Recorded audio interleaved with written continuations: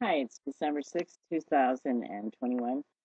I have been being bugged with this for quite a few months now. This is a picture of women and children, as it says, make their way to the international airport in Kabul on Monday from Reuters. It's an article that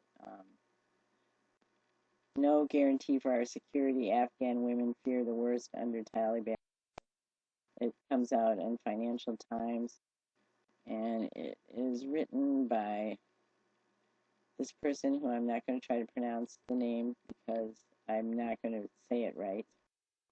But it was bugging me that all these people are running fearful after America was in Afghanistan for 20 years, supposedly to retaliate against 9/11, but then to teach them anything.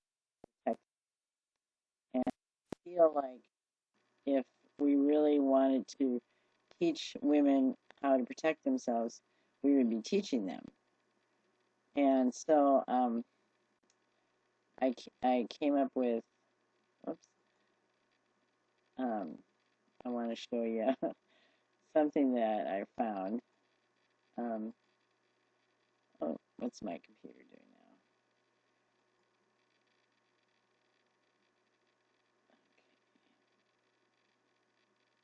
now? Oh, well, so I found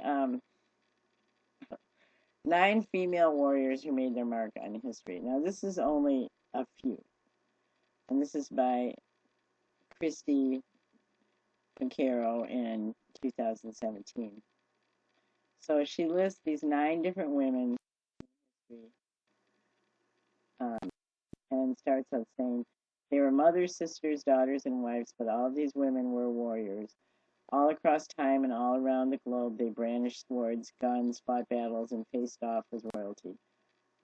Um, what I don't like about this article is that a lot of the women ended up doing something silly, like committing suicide, is what it says in the story, or dying or running away. But they were noted to be powerful and to fight in battles. This is one, Artesimia. I know I'm not pronouncing these names right. Please forgive me. So this lady was in modern day Turkey, the queen of, and this is the word that I know I won't pronounce right. No, I don't. Um, so she made her mark in the Battle of Salamis. Um, so her death was not one recorded in a great battle, but in a sexist line. This is really sad because after fighting all this, and with ships, as it says up here, got the link below, so please you can read the article yourself. She apparently fell in love and then did these crazy things over love. Joan of Arc, many of us have heard of her story, the legendary female warrior who ended up being burned at the stake, and then 460 years later, Pope Benedict declared her a saint, which really helped her a lot. This lady, I'm not going to pronounce her name right. I could not, there wasn't a picture of her in here. So I found a picture here that's, or several pictures. This is a Google search. Um, and this article, but she was known to ride an elephant with 2 swords, one in each, from Vietnam. Okay, so um, in 225 to 248 CE. So she was opposed to the Chinese rule, and she went out and fought, um, having raids and battles against the Chinese. So let's go back to the 9 that are in this article. Um, so this lady, the one True Thigh Tree, um, is known for this quote: "I'd like to ride storms, kill sharks in the open sea, drive out aggressors, reconquer the country, undo the tiles of serfdom, and never bend my back to be the concubine of whatever man." But in the article, um, person writes that she says, "I will not rein myself to the lot of women who bow their heads and become concubines. Wish to ride the tempest, tame the waves, kill the sharks. I have no desire to take abuse." And they wrote in the bottom of this, "It is important to note that the quote is not exactly meaningful, nor is it helpful, as it blames the abuse women received and receive systematically on themselves when that is not the case. It is important to remember that victims are not the catalyst of their own abuse, nor are they deserving of it if they receive it. I considered deleting the quote altogether because I do not agree with it, nor do I like it anymore, but I thought it may be better to use it in order to highlight our society's strong tendency to turn the blames on victims rather than the perpetrators. Please try to be wary when you start to do this. Thank you." So,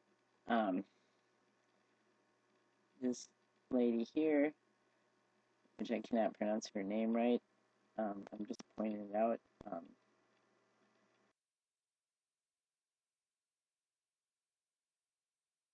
Educated in literacy and martial arts. Um, she fought in 1868. There's a lot of commercials on this. This one, um, Tomio Gazin, I know I'm not pronouncing the names right, please forgive me. Fought along male samurais. Um, a lot of these became warriors. This one, Queen Bodukia, I'm not going to pronounce that right. Notice this statue, which is really cool, isn't it, to my friend? Um, the wife of the king of a Celtic tribe. So they fought because something happened to their husbands, or they needed to protect themselves um, from men, or from being killed and raped and just being servants, or their land taken. This one, Grace O'Malley, she was a pirate, and she talked herself into being able to protect Britain and keep her ships and have the Queen back her. This one, Lozen, I don't know if I'm pronouncing this right, Apache warrior. Um, I thought I had a picture of her, but so she fought.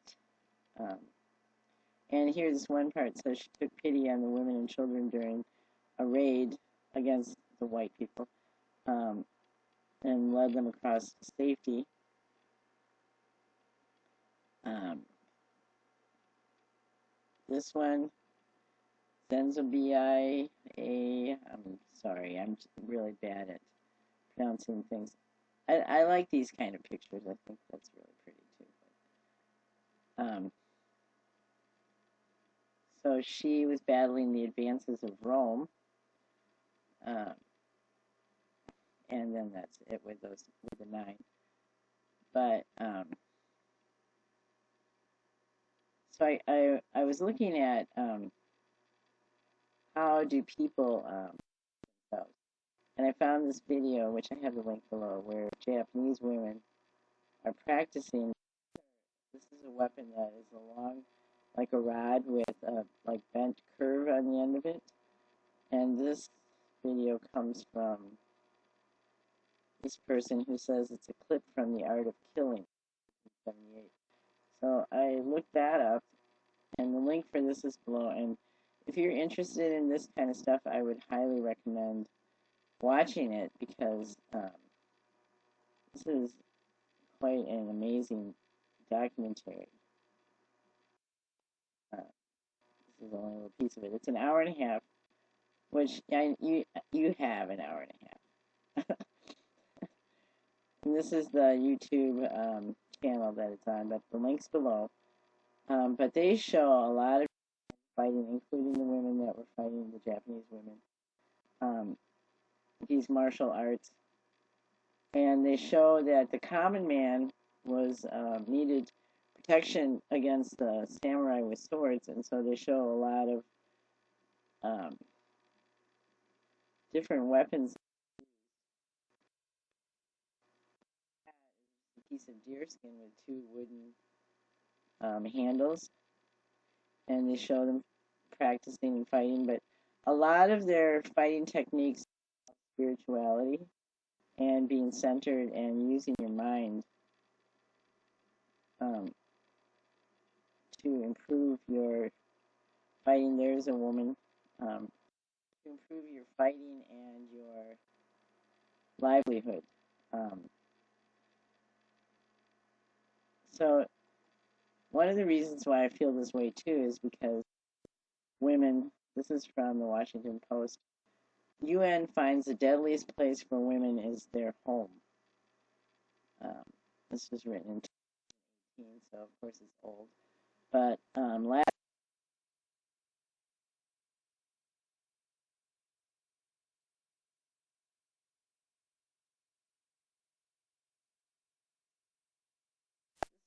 makes sense to me when we know how to teach people how to protect themselves. But like what I believe in Afghanistan is that we didn't want to teach them how to protect themselves, and we don't want to teach women how to protect themselves. But something like these kinds of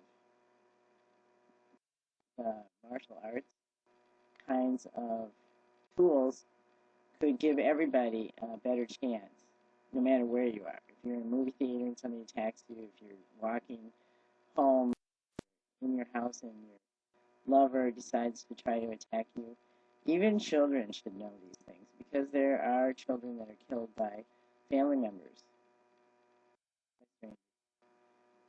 So anyway, that's my point about the whole point in Afghanistan here. We fought, America has billions of dollars, many lives were lost, and yet these people can't protect themselves. They weren't taught how. We're not teaching people how to protect themselves. We're teaching people how to be controlled, and we need to change this whole thing. And that's my whole point with this. And I think anytime you can get anybody to learn any kind of technique about protecting themselves and paying attention to what's going on around them. I know, of course, teaching martial arts isn't necessarily going to protect you against bombs being dropped on you and heat sensors and stuff like that, but it's not all that far away. Some of it is, they come right to your house. So with that, I say